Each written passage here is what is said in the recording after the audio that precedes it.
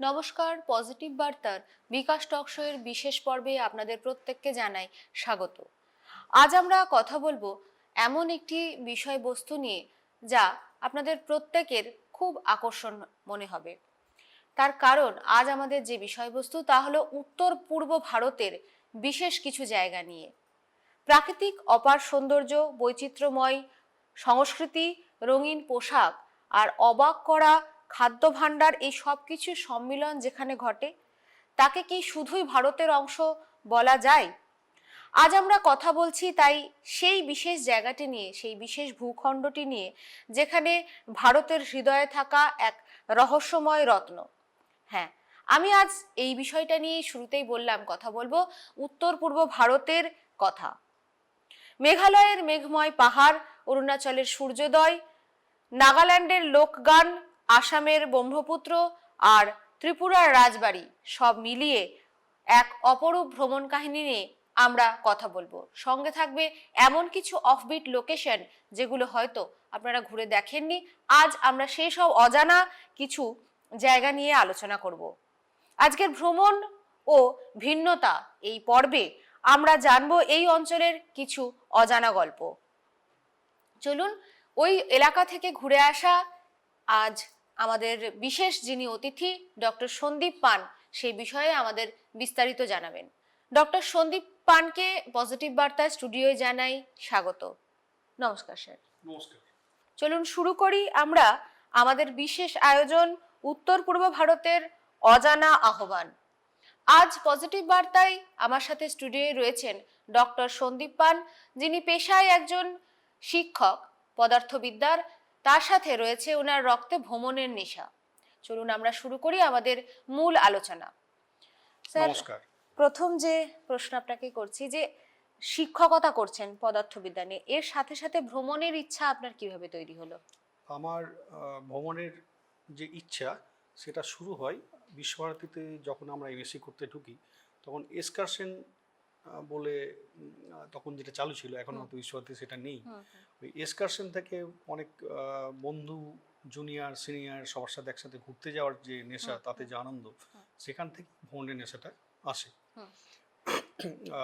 সেই থেকে এক্সকারশন থেকে কিছু ঘোরা, তার পরবর্তীকালে চাকরি পেয়ে নিজেদের ঘোরা। আর বর্তমানে এখন নর্মালি আমার ফ্যামিলি হয়েছে, ফ্যামিলি নিয়ে বাচ্চা স্ত্রী নিয়ে প্রায়শই ঘুরে বেড়াই। মানে একটা ছিল ছাত্র অবস্থায় একা একা ঘুরে সেই জায়গাকে এক্সপ্লোর করা, এখন ফ্যামিলির সাথে বিভিন্ন জায়গা এক্সপ্লোর করছে। এই যে বললেন উত্তর পূর্ব ভারতের ঘোরা নিয়ে, উত্তর পূর্ব ভারতের কোন রাজ্যটি আপনার মতে পর্যটনের জন্য সবচেয়ে আকর্ষণীয় এবং কেন? উত্তর পূর্ব ভারত বলতে প্রথমত আমাদের 8টা রাজ্য বোঝায়। সেটাকে 7 সিস্টার্স 1 ব্রাদার বলা হয়। 1 ব্রাদার বলতে সিকিমকে বুঝি আমরা, 7 সিস্টার্স বলতে অরুণাচল থেকে শুরু করে অরুণাচল, আসাম, নাগাল্যান্ড, মণিপুর, মিজোরাম, ত্রিপুরা, আর এদিকে হচ্ছে মেঘালয়। এই 7টা রাজ্য আমাদের ঘোরার। তার মধ্যে সবচেয়ে ভ্রমণের মতো বা প্রাকৃতিক সৌন্দর্য, অসীম সৌন্দর্যে ভরা, সেটা হচ্ছে অরুণাচল প্রদেশ। এছাড়া প্রত্যেকটা রাজ্যের কিছু বিশেষত্ব আছে, প্রত্যেকটা রাজ্যে এমন কিছু ইউনিক ব্যাপার আছে যেটার জন্য ওই রাজ্য অবশ্যই যাওয়া উচিত। প্রত্যেকটা রাজ্যে বিশেষ বিশেষ জিনিস আছে যেটা হয়তো পৃথিবীতে অন্য কোথাও নেই। তো সেই অর্থে প্রত্যেকটা রাজ্যই যাওয়া যেতে পারে, কিন্তু অরুণাচল তার মধ্যে সেরা বলতে পারি। উত্তর পূর্ব ভারতের সংস্কৃতি জীবনধারার কি কি বিশেষত্ব আপনার চোখে পড়েছে? উত্তর পূর্ব ভারতে এখনও যেটা বর্তমান রয়েছে, বিশেষত অরুণাচলের কথাই প্রথমে শুরু করি। অরুণাচলে 50-60 কিলোমিটার অন্তর অন্তর তাদের ট্রাইব পরিবর্তন হয়ে যাচ্ছে এবং ল্যাঙ্গুয়েজে কিছু পরিবর্তন হয়ে যাচ্ছে, যেটা আমাদের বাকি ভারতবর্ষে এরকম নেই। একটা রাজ্য মোটামুটি একটাই ভাষা তারা বলে, কিন্তু 50-60 কিলোমিটার অন্তর অন্তর তাদের ভাষা চেঞ্জ হচ্ছে এবং তাদের উপজাতি চেঞ্জ হচ্ছে, এটা ভারতের অন্য কোথাও নেই। এবং পুরনো যে সেই কালচার এখনও তারা ধরে রেখেছে। আধুনিক শিক্ষায় শিক্ষিত হচ্ছে, কিন্তু এই যে পুরনো কালচারটা হয়তো আরও 20-30 বছর পরে আর থাকবে বলে মনে হয় না। কিন্তু এখনও সেই কালচার তারা ধরে রেখেছে। তাদের মধ্যে বিশেষ বিশেষ বিভিন্ন প্রজাতির, বিভিন্ন জাতির বিভিন্ন রকম তাদের মানে থাকা, তাদের খাওয়া দাওয়া সবই কিন্তু অনেকটা ভিন্ন। তো সেই জন্য সেটা অ্যাকচুয়ালি মনে রাখার মতো। উত্তর পূর্ব ভারতে। আচ্ছা, প্রাকৃতিক সৌন্দর্যের দিক থেকে কোন জায়গাগুলো একবার হলেও ঘুরে দেখা দরকার বলে মনে করেন? অরুণাচল প্রদেশের কথা যদি শুরু করি আমি, হুম তো অরুণাচল প্রদেশ এত বড় রাজ্য, হুম এখানে ভালোভাবে ঘুরতে গেলে 6 মাস টানা ঘুরতে হবে, তবে মানে অরুণাচল প্রদেশ ঠিকঠাকভাবে এক্সপ্লোর করা সম্ভব। হুম হুম। আর একটা কথা বলে রাখি, এই নর্থ ইস্ট ইন্ডিয়াতে যদি বেড়াতে হয়, তাহলে অ্যাজ এ শুধু ট্যুরিস্ট হিসাবে যদি যাই, আমি একটা জায়গায় শুধু দেখলাম, খাওয়া দাওয়া করলাম, এই যদি মানসিকতা নিয়ে যায়, তাহলে আমার মনে হয় না তার ভ্রমণটা সঠিকভাবে সে উপলব্ধি করতে পারবে। ওখানে যদি যেতে হয়, তাহলে ওদের মতো থাকতে হবে, ওদের মতো খাওয়া দাওয়া করতে হবে, একদম। এবং ওখানকার লোকজনদের চিনতে হবে। এবার অরুণাচল প্রদেশের কথা যদি বলি, অরুণাচল প্রদেশ বলতে লোকে একটাই জানে, যে অরুণাচল প্রদেশের একবারে পশ্চিমে, যেটা ভুটান যার বর্ডার, হুম তাওয়াং সার্কিটটাই লোকে চেনে। এবং অরুণাচল প্রদেশ এত বড় হওয়ার সত্ত্বেও লোকে তাওয়াং সার্কিটে ঘুরে এসেই ভাবে যেমন অরুণাচল প্রদেশ ঘোরা হয়ে গেল। আচ্ছা। কিন্তু তাওয়াং সার্কিটের পরেও বেশ কিছু জায়গা আছে, অফবিট জায়গা আছে অরুণাচল প্রদেশে, সেগুলো দুর্দান্ত। অতীতে যোগাযোগ ব্যবস্থা খারাপ থাকার জন্য লোকে যাতায়াত অতটা করতো না, কিন্তু হুম বর্তমানে যোগাযোগ ব্যবস্থা অনেকটা উন্নতি হওয়াতে এইসব জায়গাগুলো লোকে ঘুরতে শুরু করেছে। তার মধ্যে নাম কিছু বলি আমি, যেমন জিরো ভ্যালি বলে একটা ভ্যালি আছে, এটা খুব সুন্দর। হুম মেচুকা বলে একটা জায়গা আছে, অপূর্ব। আনিনি বলে একটা জায়গা আছে, সেটা এখন মোটামুটি লোকের মুখে মুখে এখন প্রচার হয়েছে। হুম বিশেষত এই উত্তর পূর্বের এই জায়গাগুলো আমি যেগুলো বলছি, ফেসবুক মারফতে, আমার লেখা বইয়ের মারফতই হোক, এখন লোকের কিন্তু খুবই যাচ্ছে। অফবিট জায়গাগুলো লোকে যাচ্ছে। এবং এর বাইরে আমি বলি, এর বাইরে ডং ভ্যালি, হুম যেখানে ফার্স্ট সানরাইজ অফ ইন্ডিয়া যেখানে তৈরি হয়, হুম যে জায়গাটাই ভারতের প্রথম সূর্যোদয় বলে, এই জায়গাগুলো অরুণাচলের মধ্যে অবশ্যই দেখার। আর একটা নামদাফা ন্যাশনাল পার্ক, সেটাও একটা জঙ্গল, অনেক প্রাচীন জঙ্গল, একবারে ওয়াইল্ড হয়ে আছে এখনো, সেটাও খুবই সুন্দর অরুণাচলের ক্ষেত্রে। আচ্ছা। এবার অন্য রাজ্যে যদি বলি, অরুণাচল পরে আমি যদি নাগাল্যান্ডে আসি, নাগাল্যান্ডে লোকে যায়, কোহিমা যায়। হুম কোহিমা থেকে নাগাল্যান্ডের একটা ভ্যালি আছে যেটা বলে জুকু ভ্যালি। হুম জুকু ভ্যালি প্রায় 10 কিলোমিটারের কাছাকাছি ট্রেক করে যেতে হয় পাহাড়ের উপরে। প্রায় 3-4 কিলোমিটার একটু খাড়া যেতে হয়, তারপরে পাহাড়ের গায়ে গায়ে সরু রাস্তা ধরে যেতে হয়। তো ওই ভ্যালিটা এত সুন্দর, আহ, ওটা বিশেষত জুন জুলাই লোকে বেশি যায়, বর্ষার সময় সেই সময় বিভিন্ন কালারের ফুল ফোটে সেই ভ্যালিতে। তো এক মায়াবী ভ্যালি বলতে যাবো যায়, দেখে মনে হবে যেন এটা সত্যি সত্যি ন্যাচারাল নয়, প্রাকৃতিক নয়, কেউ হাতে করে সুন্দরভাবে বানিয়েছে, যেমন ঠিক বানানো উচিত তেমনভাবে বানিয়েছে। হুম তো সেটা অপূর্ব একটা জায়গা, সেটা না দেখলে সত্যি তাই গোটা ভারত যে যতই ঘুরুক, জুকু ভ্যালি না দেখলে তার ভ্রমণ অসম্পূর্ণ আমার মনে হয়। এছাড়া কোহিমা লোকে ঘোরে, খনমা বলে একটা ভিলেজ আছে, হুম খনা ভিলেজটাও first green village of India actually. তো ওই ভিলেজ, হ্যাঁ, জুলেকি বলে একটা জায়গা আছে। হুম এছাড়াও ভিতরে ইন্টেরিয়র নাগাল্যান্ডের কিছু জায়গা, মককচুং, হ্যাঁ, মন বলে একটা শহর আছে। মন থেকে কাছে একটা জায়গা আছে, যেটা হচ্ছে ওয়াংচু ট্রাইব সেখানে থাকে। এটা একটা অদ্ভুত একটা গল্প বলবো। আচ্ছা। এই জায়গাটা হচ্ছে মন শহর থেকে কিছুটা দূরে, লাংওয়া বলে একটা জায়গা, গ্রাম। সেটা হচ্ছে অরুণাচল, এইদিকে হচ্ছে নাগাল্যান্ড তার বর্ডার, আর তার ডান দিকে থাকলো মায়ানমার। তো ওখানে এখনো যে ব্যাপারটা চালু আছে, সেটা হচ্ছে যে রাজার ব্যাপারটা চালু আছে, রাজার অধীনে কয়েকটা গ্রাম। তো সেই রাজার অধীনে যেমন ভারতে কিছু গ্রাম, এখনো মায়ানমারের কিছু গ্রামও আছে। হুম এবং রাজার বাড়ির ঠিক মাঝ দিয়ে বর্ডার বেরিয়ে গেছে, মানে রাজার কিচেনটা মায়ানমারে, তো এদিকে শোবার ঘরটা তার হুম ইন্ডিয়ায়, হুম এখনো বর্তমান সেভাবেই চলছে। এটা অপূর্ব এখন। এবং আরেকটা কথা বলে রাখি, এখানকার ট্রাইবরা এত অনুন্নত ছিল, হুম এবং তারা একসময় শিকার করত, এবং আশপাশে গ্রামের মানুষদের সাথে তাদের কোনো ঝামেলা বা যুদ্ধ বলা যেতে পারে, যুদ্ধ হুম যখন হতো, তারা মাথা কেটে নিয়ে এসে, তাদেরকে হেড হান্টার ট্রাইব বলা হয়, মাথা কেটে নিয়ে এসে তারা যে যতগুলো মাথা যার বাড়িতে রাখতে পারে, সে তত প্রভাবশালী বা শক্তিশালী, এরকম ব্যাপারটা ছিল। কিন্তু আচ্ছা। এখনকার জেনারেশন ছেলেপেলে পড়াশোনা করছে, এবং সেই জিনিসটা তাদের গায়ে প্রচুর ট্যাটু, সেই আগেকার যুগের লোকজন। হুম এই যে ওদের যে কালচার ছিল সেগুলো থেকে বেরিয়ে এসছে, এখন মাথার খুলি হয়তো সেখানে নেই, হুম সেগুলোকে সব ডিসপোজ করেছে। কিন্তু তাদের ওই যে ব্যাপারটা, কালচার স্বীকার করার ব্যাপারটা আস্তে আস্তে আস্তে আস্তে শেষ হয়ে আসছে। হুম একটা ট্রানজিশন পিরিয়ডে চললো, আরও 35 বছর পরে এগুলো সবই অতীত হয়ে যাবে, মানে একটা গল্পের মতো ব্যাপার দাঁড়াবে।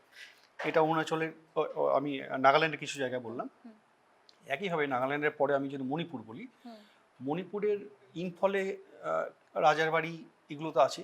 এর বাইরে মণিপুরে যেটা দেখার সেটা হচ্ছে লোকতাক লেক। ময়রাং বলে একটা জায়গা আছে, সেই ময়রাঙে নেতাজি সুভাষচন্দ্র প্রথম ভারতের জাতীয় পতাকা তুলেছিল ময়রাঙে। তো ময়রাঙে লোকতাক লেক বলে একটা জায়গা আছে। ওই লেকটা একটা অভয়ারণ্যের মধ্যে, অভয়ারণ্যের নাম হচ্ছে কাইবুল লামজাও ন্যাশনাল পার্ক। তো কাইবুল লামজাও ন্যাশনাল পার্কটা পৃথিবীর মধ্যে একমাত্র ফ্লোটিং ন্যাশনাল পার্ক। মানে এক ধরনের ঘাস, সেই ঘাসের নাম ফুমদি। সেই ঘাসটা এতটা ডেপ, ঘাসটা এতটা পুরু অ্যাকচুয়ালি, সেই ঘাসটা জলের উপর ভাসছে, তার উপর হেঁটে এক ধরনের নাচুনে হরিণ আছে, তারা হেঁটে ঘুরে বেড়াচ্ছে।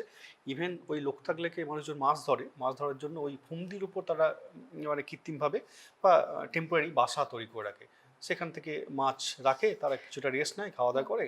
বর্তমানে এই ফুমদির উপর কটেজ পর্যন্ত হয়ে গেছে, যে ভাসছে কিন্তু তার উপর ফ্লোটিং কটেজ। এটা কিন্তু ইউনিক, এটা কিন্তু ওয়ার্ল্ডে একমাত্র এখানেই আছে।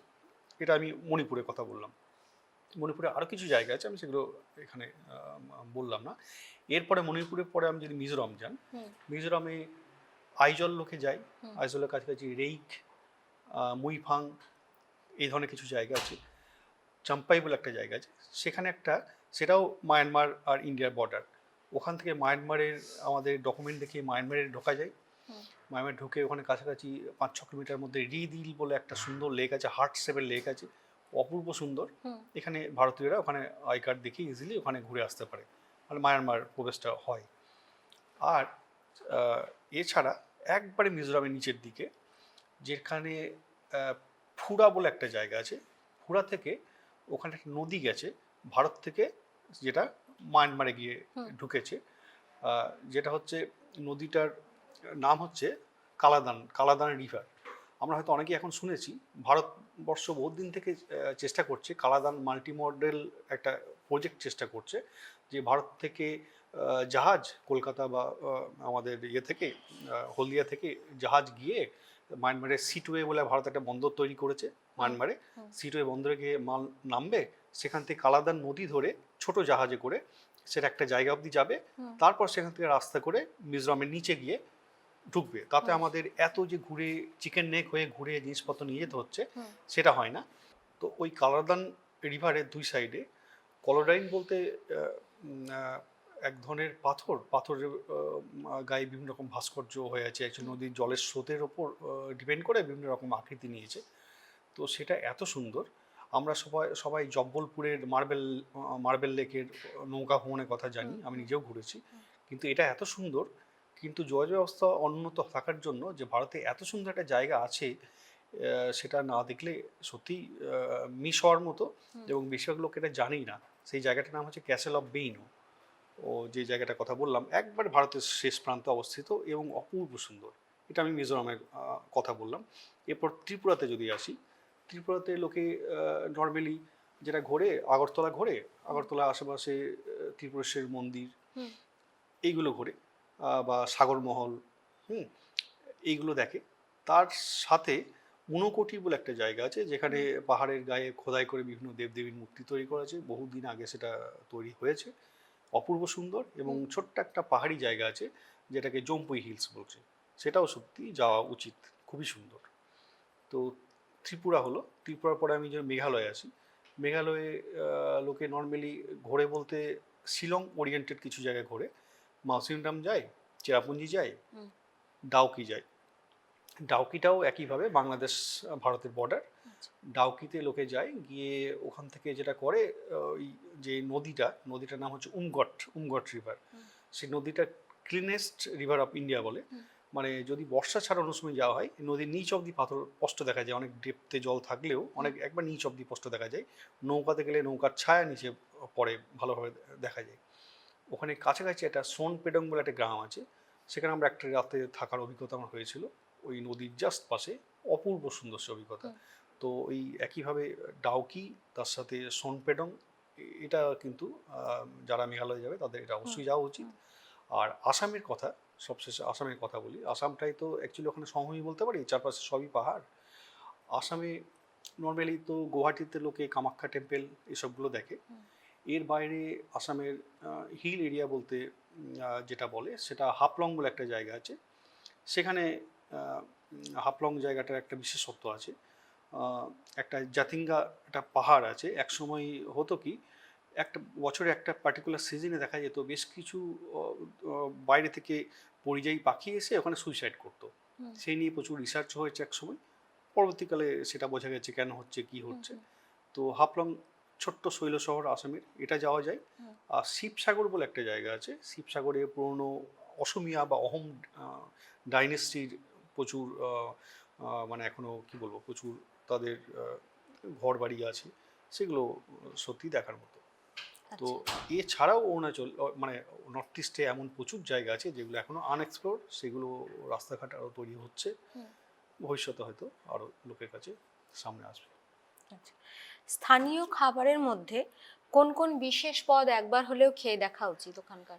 বিভিন্ন রাজ্যের এখানে হুম, বিভিন্ন রাজ্যে বিভিন্ন তাদের স্থানীয় খাবার হুম, আছে।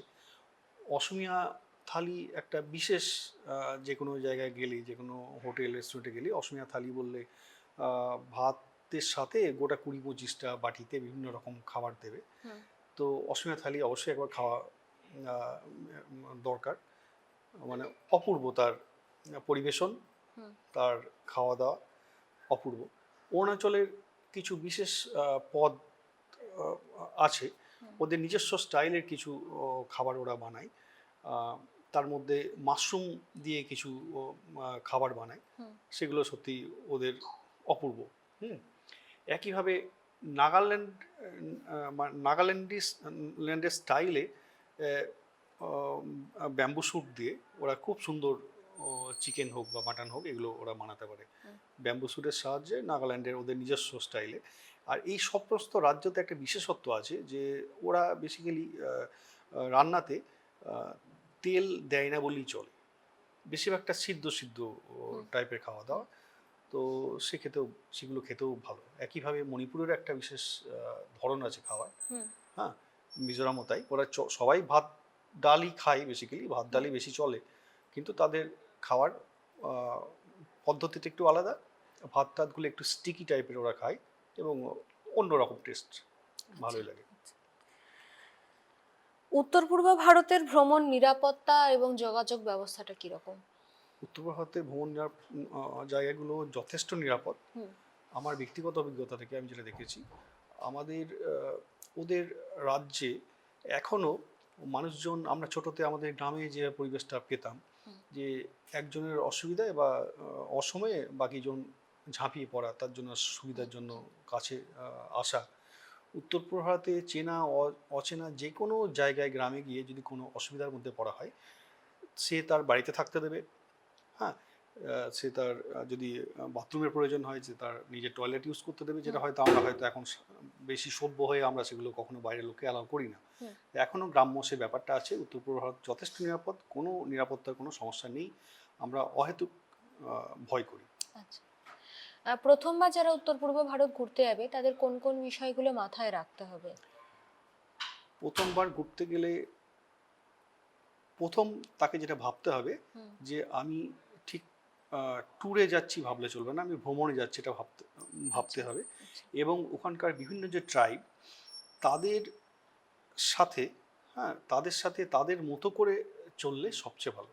তাদের ভালো লাগা, তাদের খারাপ লাগা, তারা এখনও অতটা প্রফেশনাল হয়নি যে হুম, এত ট্যুরিস্ট নিয়ে তারা ট্যুরিস্টরা যা বলবে সেই মতোই আমি তাকে মানিয়ে দিলাম, তার মতো চললাম, সেই মতো হয়নি। হুম, ওরা ওদের মতোই আছে এবং ওদের মতো করে চলতে হবে। ওদের ভালো লাগা খারাপ লাগাটা নিজেকে যথেষ্ট খেয়াল রাখতে হবে, তাহলে কোনো রকম কোথাও কোনো সমস্যা হওয়ার কথা না।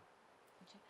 যদি কেউ ধরুন 5 দিনের জন্য একটা নর্থ ইস্টে ট্যুর করতে যায় তাহলে কোন কোন জায়গাগুলো অবশ্যই দেখবে তারা?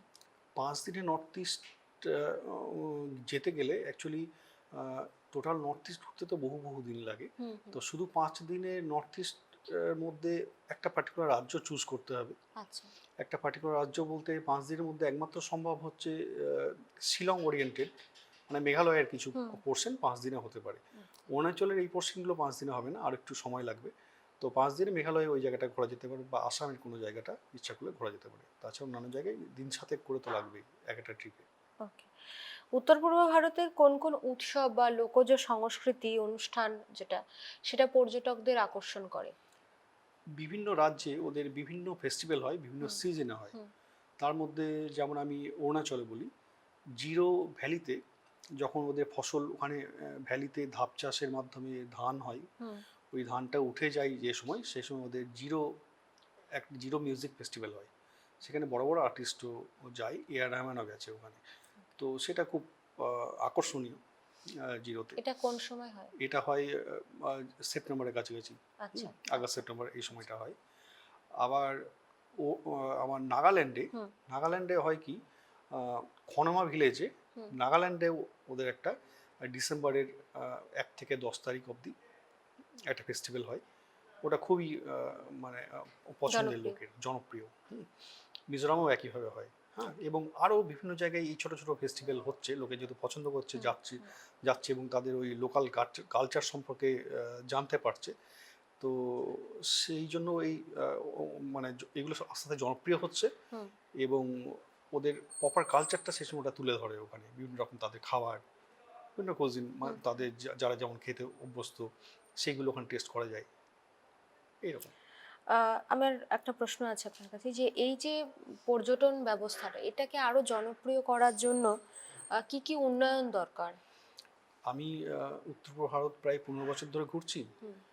তাতে আমি লাস্ট 10 বছরের কাছাকাছি, 5-7 বছর ধরে যেটা দেখছি, প্রচুর রাস্তা তৈরি হচ্ছে, যেটা অতীতে ছিল না। রাস্তা এত দুর্গম ছিল, তো সেই জন্য পর্যটন হবে কি করে যদি রাস্তা এত দুর্গম হয়ে থাকে। কিন্তু বর্তমানে প্রচুর রাস্তা হচ্ছে, রোড কানেক্টিভিটিটা খুবই গুরুত্বপূর্ণ, সেটা হচ্ছে, এবং আরও ডেভেলপমেন্টের প্রয়োজন আছে।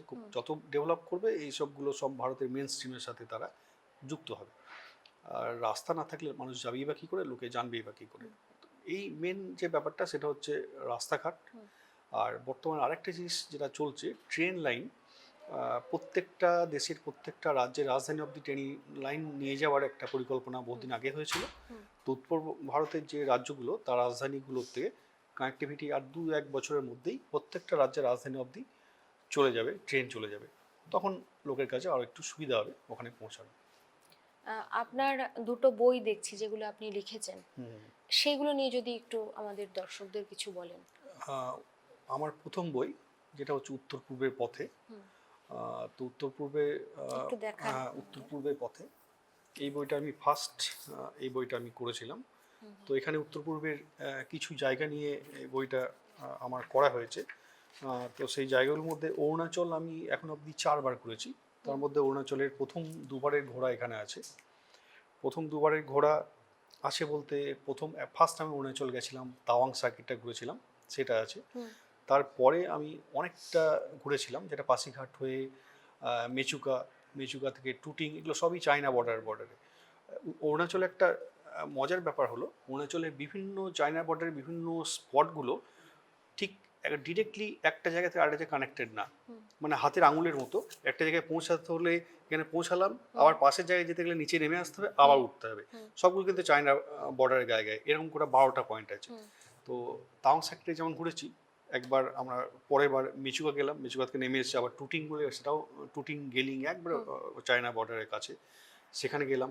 সেখান থেকে পরবর্তীকালে ডং, যেটা ফার্স্ট সানরাইজ অফ ইন্ডিয়া আমরা দেখেছি এটা।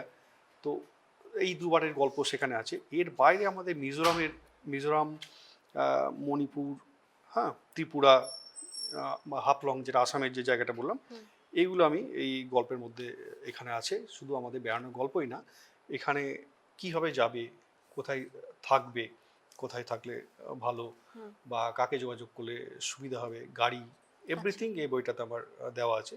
এবং আমার ভালো লাগে যে আমার বইটা, সত্যি তাই, আমি ভাবিনি যে আমার বইটা লোকে এত পছন্দ করবে।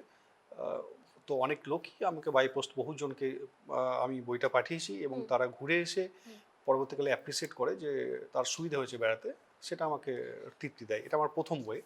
পরের বই আমার পরবর্তীকালে আরেকটা বই করেছি, মানে প্রথম বই পুরো জায়গা হয়নি বেসিক্যালি। অরুণাচলের বাকি 2টো পার্ট, একটা আনিনি বলে একটা জায়গা আছে, আর জিরো, এবং অরুণাচলের একবার ডান দিকে চাংলাং, খনসা, এই ধরনের কিছু জায়গা আছে, সেটা নিয়ে অরুণাচলের 2বার ঘুরেছি, সেই 2বারের গল্প এখানে আছে। এর বাইরে যেটা আছে, সিকিম, পুরো সিকিমটা এখানে আছে। সিকিমের বলতে নর্থ সিকিম, ইস্ট সিকিম, হ্যাঁ, ওয়েস্ট সিকিম, সিকিম পুরো সিকিমটা আমাদের ঘোরা, সেটা কীভাবে ঘোরা হয় কী হয় সেটা সম্পর্কে পুরোটা আছে। তো এই দুটো বইয়ে মোটামুটি আমার উত্তর পূর্ব ভারতের বেশিরভাগটাই কভার হয়ে আছে। আর কিছু একেবারে ইন্টেরিয়র জায়গা আছে যেগুলো এখনও ট্যুরিজম ফ্লারিশ করেনি, তেমন কিছু জায়গা আমার ঘোরার ইচ্ছা আছে। আমি কথাও বলে রেখেছি, হয়তো লোকের বাড়িতে থাকবো এমনভাবে থেকে, সেখানে এখনো হোটেল তৈরি হয়নি, সেগুলো করে পরবর্তীকালে আরেকটা বই করার ইচ্ছা আছে। আচ্ছা। আর ব্যক্তিগতভাবে যদি উত্তর পূর্ব ভারতে ঘুরে আপনার সবচেয়ে কোন জায়গাটা মনে রাখার মতন অভিজ্ঞতা তৈরি হয়েছে? আনিনি, মেচুকা, অপূর্ব। একবার আনিনি এবং মেচুকা যদি একবার যাওয়া যায় তাহলে ভারতের বহু জায়গা তো ঘোরা মানুষের আছে। আমি নিজেই ভারতে 28টা রাজ্যই ঘুরেছি, 8টা ইউনিয়ন টেরিটরির মধ্যে 6টা ঘুরেছি। তো অন্য রকম এত ভালো জায়গা ভারতে যে আছে সেটা ওখানে না পৌঁছালে আমি জানতে পারতাম না। মানে আপনার পুরো ভারতবর্ষের মধ্যে উত্তর পূর্ব ভারতটাই সব থেকে ভালো লেগেছে? সবচেয়ে ভালো লেগেছে, কারণ শুধুমাত্র প্রাকৃতিক সৌন্দর্য না, ওখানকার আচ্ছা। মানুষের কি বলবো, মানে ওভারঅল অন্তরের সৌন্দর্য, সংস্কৃতি।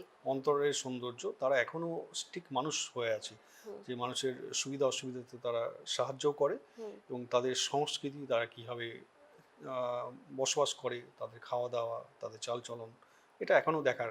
এবং এই জিনিসটা মানে আর মনে হয় না যে আরো 20-30 বছর মানুষ দেখতে পাবে।